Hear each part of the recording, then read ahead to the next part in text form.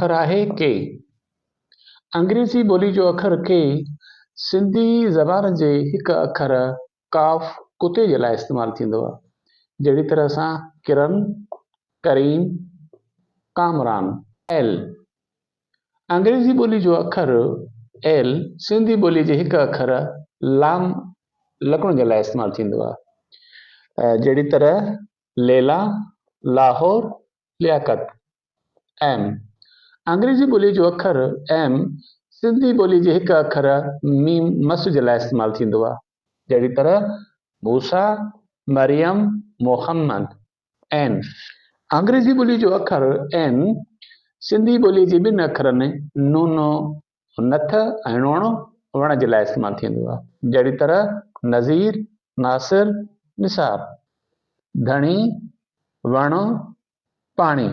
ओ अंग्रेज़ीअ जो अखर ओ सिंधी लफ़्ज़ जे शुरूअ में अल्फ़ा ओ जे आवाज़ जे लाइ या उचार जे लाइ इस्तेमालु थींदो आहे। मिसाल तौर ते ओसलो, ओमान।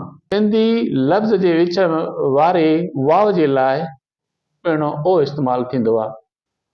जीअं मोड़, लोड़, मौज। लफ़्ज़ जे आख़िर वारे वाव जे लाइ पिणु ओ इस्तेमालु थींदो आहे। नारो, वकड़ो, हकड़ो। अंग्रेज़ी लफ़्ज़नि जे शुरूअ में जेको ओ इस्तेमालु थियल हूंदो आहे उन जो असां आवाज़ अल्फ़ा ओ में पढ़ंदासीं।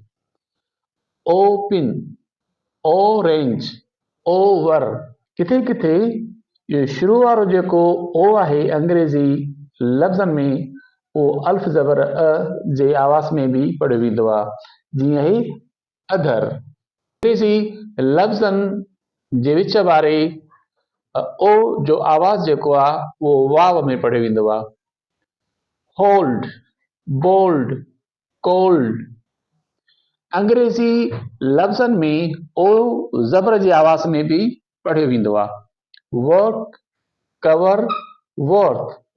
जेकॾहिं सिंधीअ में वाव खां अॻे अखर ते पेश आहे त उते ॿ ओ असां इस्तेमालु कंदासीं।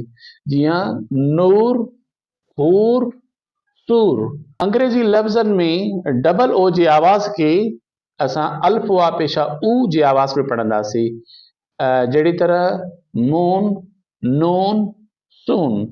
उन खां अलावा डबल ओ जी आवाज़ खे डबल ओ खां अॻे अखर खे पेश जे आवाज़ में बि पढ़ंदासीं। यानी जेको डबल ओ खां पहिरियों अंग्रेज़ी जो अखर आहे उनखे पेश ॾेई करे पढ़ंदासीं। जहिड़ी तरह सां बुक, लुक, हुक, टुक।